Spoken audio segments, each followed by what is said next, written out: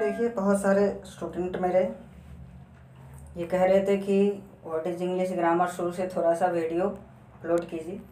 अब जैसे ये पहला चैप्टर आपको मैं पढ़ाया जो करता था व्हाट इज़ इंग्लिश ग्रामर, ये कोई ग्रामर का चैप्टर नहीं है, बल्कि एक ऐसा चैप्टर है जो कि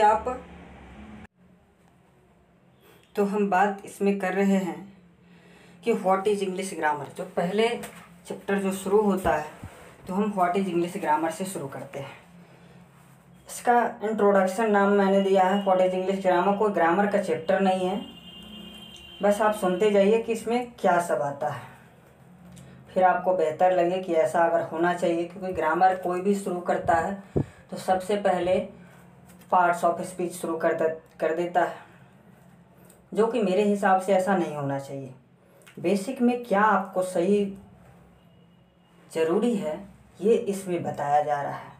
बेहतर सुन लीजिए थोड़ा, फिर आपको लगे कि हाँ ये बेहतर है, ज़रूरी है।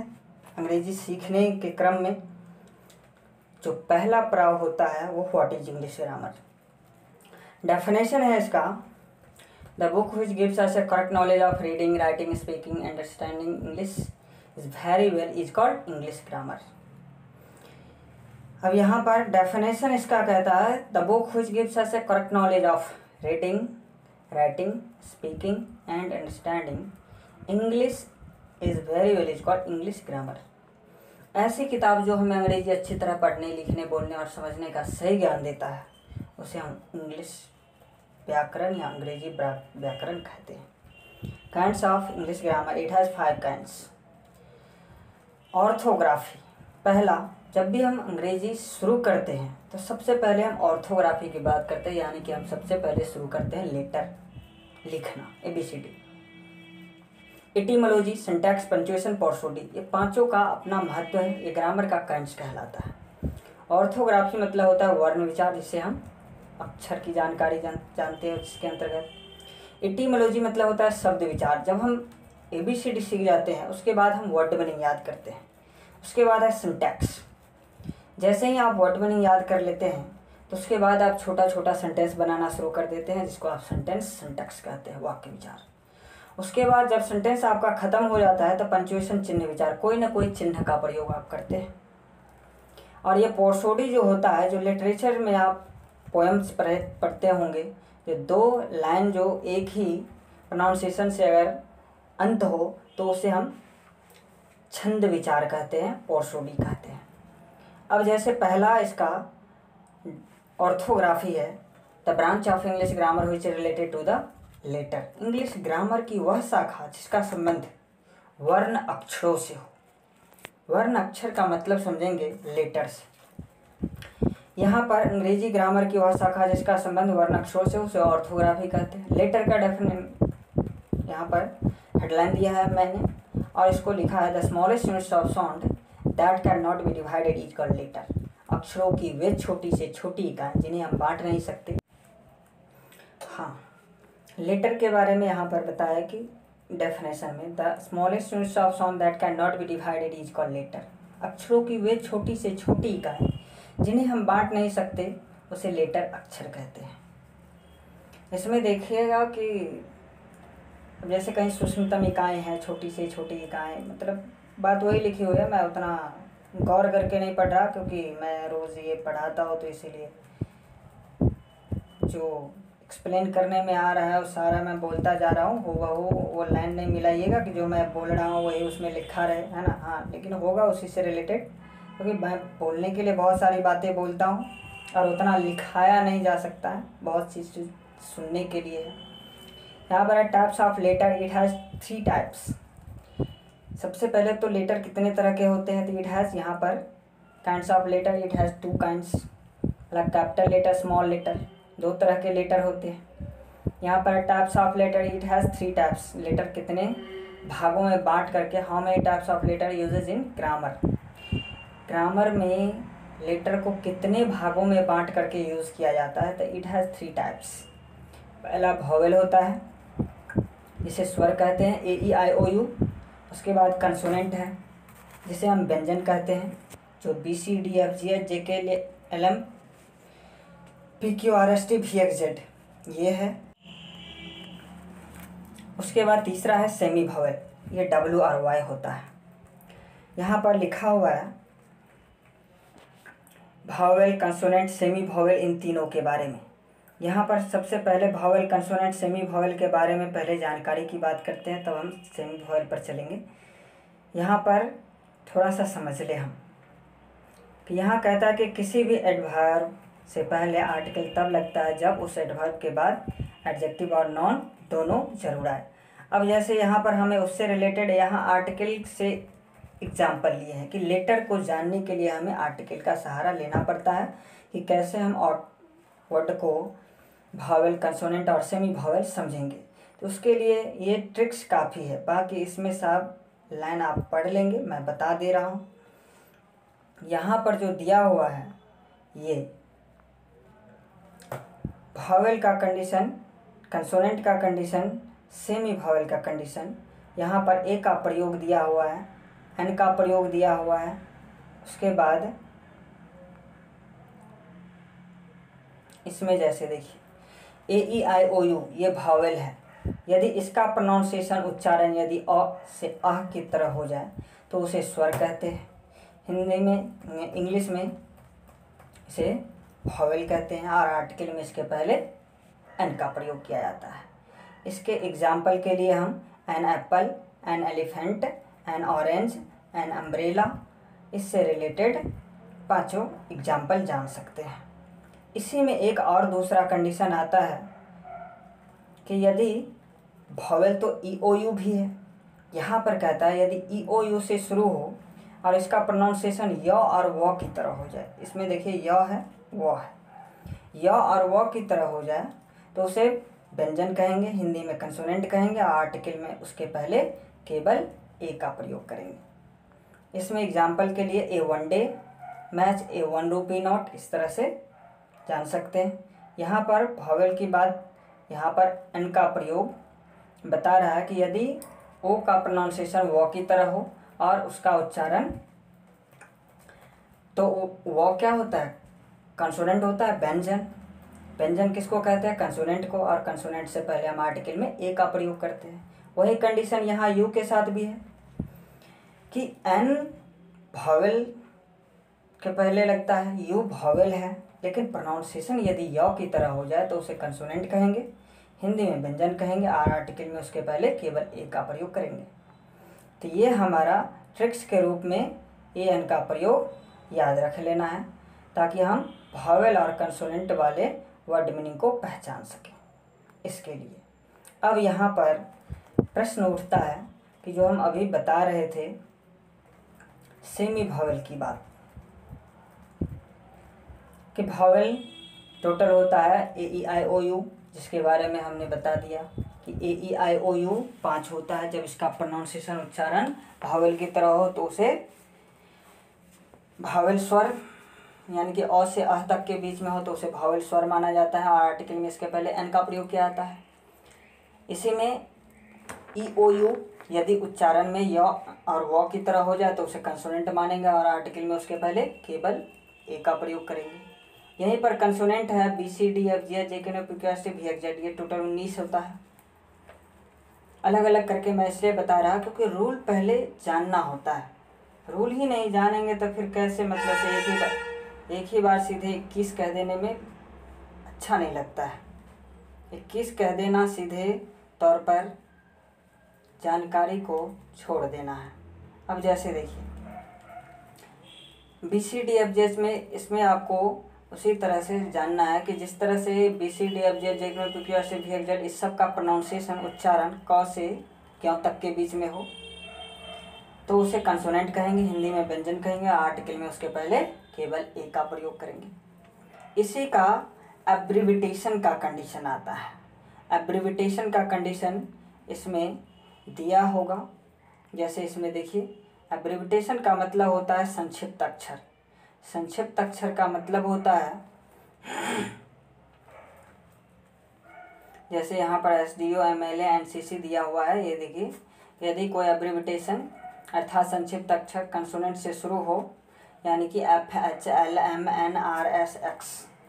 इतना मैं बोल रहा हूँ उतना आप उसमें लिख लेंगे, उसको छूटा हुआ है FHLMNRSX, ये टोटल जो है इससे अगर शुरू हो तो उसे हम भावल की तरफ पढ़ते हैं। अगर एक एक लेटर की बात करेंगे तो अगर एस पढ़िएगा तो ए से शुरू होगा, M X LMNX, इस तरह से।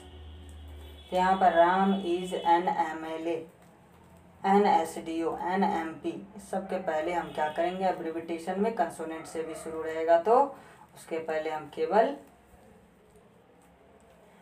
N का प्रयोग करेंगे। लेकिन यदि कंडीशन है इसमें भी कि यदि इसी का फुल फॉर्म आ गया, अब जैसे मेंबर लेजिस्लेटिव असेंबली अगर पूरा अगर आ जाए कंसोनेंट का पूरा डिटेल्स यानी कि फुल फॉर्म आ जाए तो उसके पहले हम क्या करेंगे, ए का ही प्रयोग करेंगे। जैसे FCI होता है तो फूड कॉरपोरेशन ऑफ इंडिया, उसके बाद NCC होता है नेशनल कडी कोड, नेशनल, ये सब जो भी शॉर्ट फॉर्म है फुल फॉर्म में जब ये आ जाएंगे तो उसके पहले हम केवल ए का प्रयोग करेंगे, ये याद रखेंगे। तो यहाँ पर तब था कि भावेल कंसोनेंट और सेमी भावेल की बातें थी, तो ये कंसोनेंट का कंडीशन आ गया, ये एब्रिविटेशन को बताए हम अभी। अब FHLMNRSX को छोड़ करके बाकी सब बचेगा BCDGJKPQ TVZ, ये सब बचेगा। तो इस सब को क्या करेंगे हम, ये सब कंसोनेंट में ही आएगा, चाहे एब्रिविटेशन में आए चाहे फुल फॉर्म में आए, तो उसके पहले ए का ही प्रयोग होगा, उसमें कोई कंडीशन नहीं है। नेक्स्ट है सेमी भावेल। सेमी भावेल के बारे में थोड़ी सी जानकारी हमारे पास होनी चाहिए। जैसे यहाँ पर कहता है a group of letter English alphabet, ये अल्फ़ाबेट के बारे में यहाँ पर बताया गया है। भावेल कंसोनेंट, यहाँ पर सेमी भावेल यहाँ पर बता रहा है कि जब किसी वर्ड के शुरू या अंत में WRY हुआ, WRY से पहले जब शब्द के शुरू या अंत में WRY लगा हो तो उसके ठीक बाद भावेल होना चाहिए, और यदि शब्द के अंत में WRY लगा हो तो उसके ठीक पहले भावेल होना चाहिए। ऐसे शब्द को हम सेमी भावेल वर्ड कहते हैं, यानी कि ये पहचानने के लिए है। लेकिन अगर कहे कि अगर इसके पहले हम अगर सेमी भावेल कहते हैं तो उसके पहले हम लगाएंगे क्या, आर्टिकल में क्या लगाएंगे, ए लगाएंगे कि एन लगाएंगे, तो ए ही लगता है। एग्जाम्पल में देख लीजिए, आई एम अ बॉय, मैं एक लड़का हूँ। आई हैव अ टॉय, तो TOY लिखते हैं, वाई से पहले क्या है, भावेल है। BOY, वाई से पहले क्या है, भावेल है, तो ये सेमी भावेल वर्ड हो गया। तो ऐसे वर्ड मीनिंग को सेमी भावेल वर्ड कह देंगे, लेकिन आर्टिकल में इसके साथ केवल ए का ही प्रयोग करेंगे। इसीलिए कहते हैं टोटल हमारा जो कंसोनेंट होता है 21 कंसोनेंट होता है, 5 भावेल होता है। लेकिन हम जान सकते हैं कि भावेल में भी कंसोनेंट होता है और कंसोनेंट में भी भावेल कंडीशन होता है।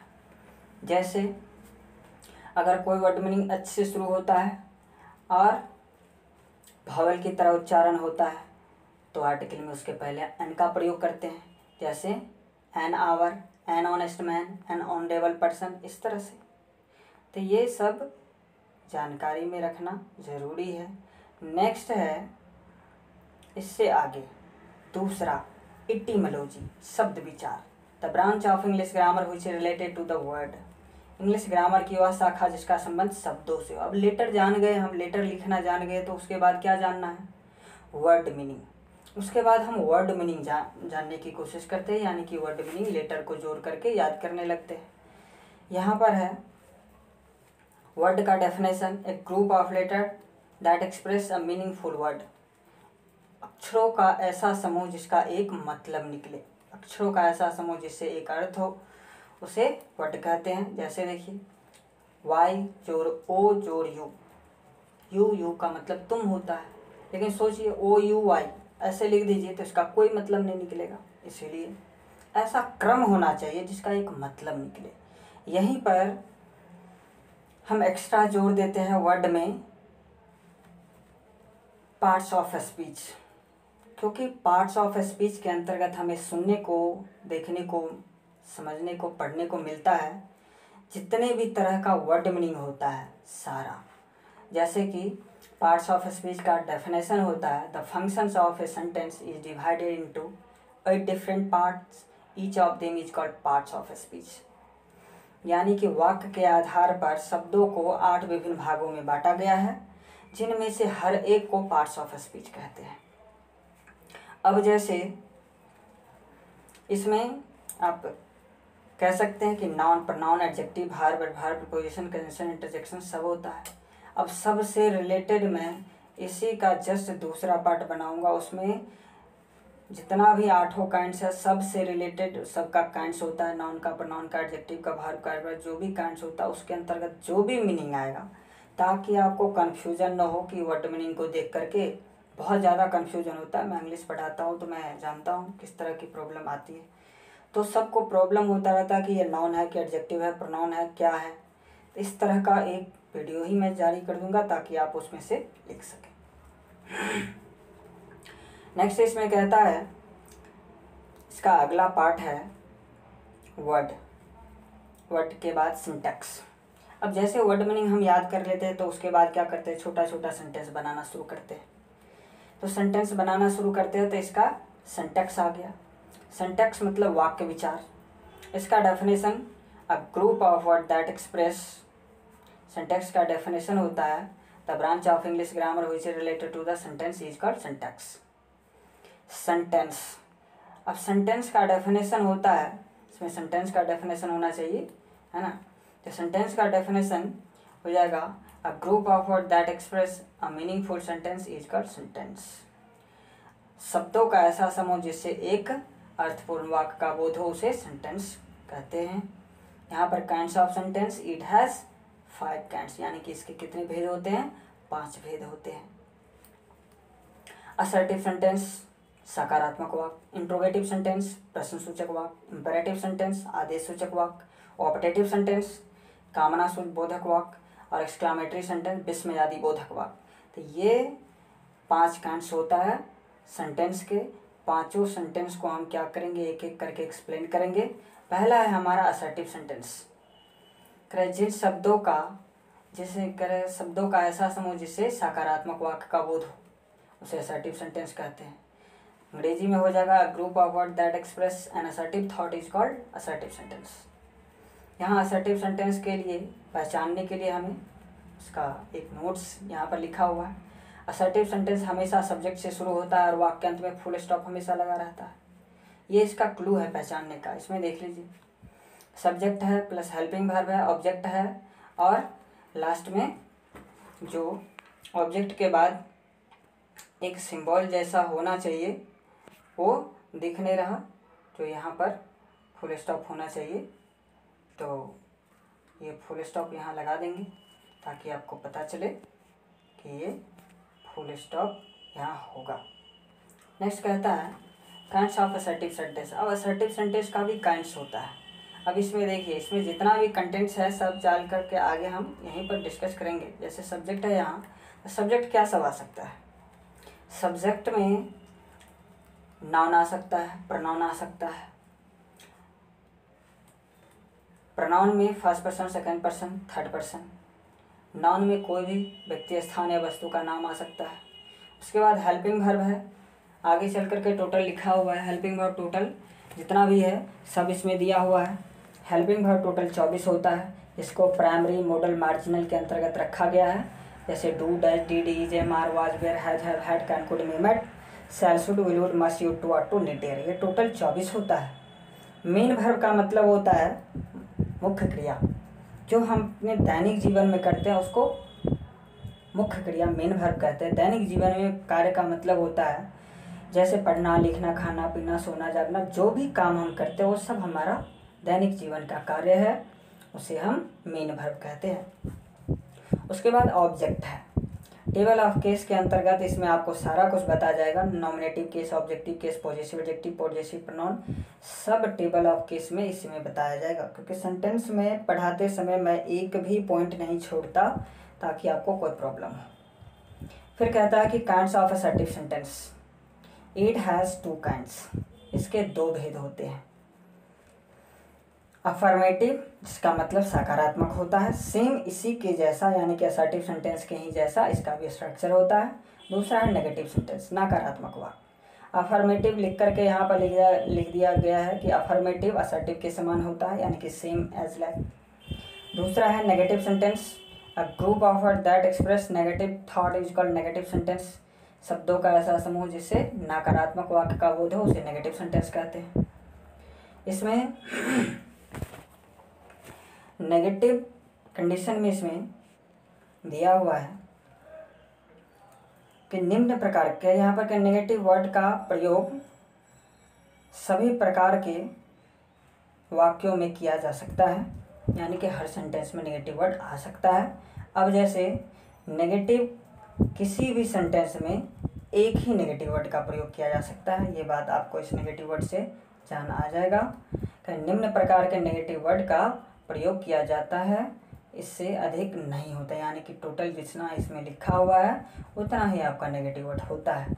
नो मतलब नहीं, नाइदर मतलब दोनों में से कोई नहीं, नन मतलब कोई नहीं, नेवर मतलब कभी नहीं, नन मतलब कोई नहीं, nobody, nothing, few, little, hardly, scarcely, seldom, rarely, no sooner, unless, until, forbid, prohibit, dissuade, deny, lest, refuse, prevent, no, barely. ये टोटल आपको 25 नेगेटिव वर्ड होते हैं जो टोटल इसमें लिखा हुआ है।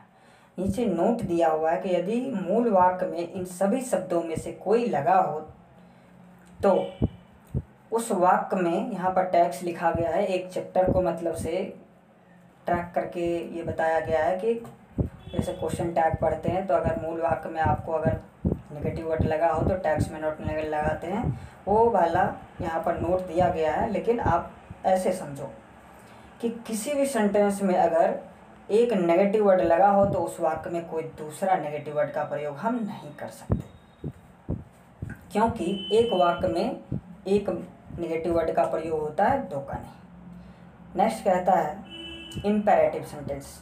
इम्पेरेटिव है interrogative sentence. A group of word that ask a question is called interrogative sentence, यानी कि शब्दों का ऐसा समूह जिससे कोई प्रश्न पूछा जाए उसे इंट्रोगेटिव सेंटेंस कहते हैं। पहचानने का तरीका है कि यह हमेशा हेल्पिंग वर्ब से शुरू होता है और वाक्य के अंत में क्वेश्चन मार्क लगा रहता है। अब जैसे देखिए इसमें एक वर्ड मीनिंग के तौर पर जितना भी इसमें था असर्टिव का कंडीशन वो इसमें नहीं है, सो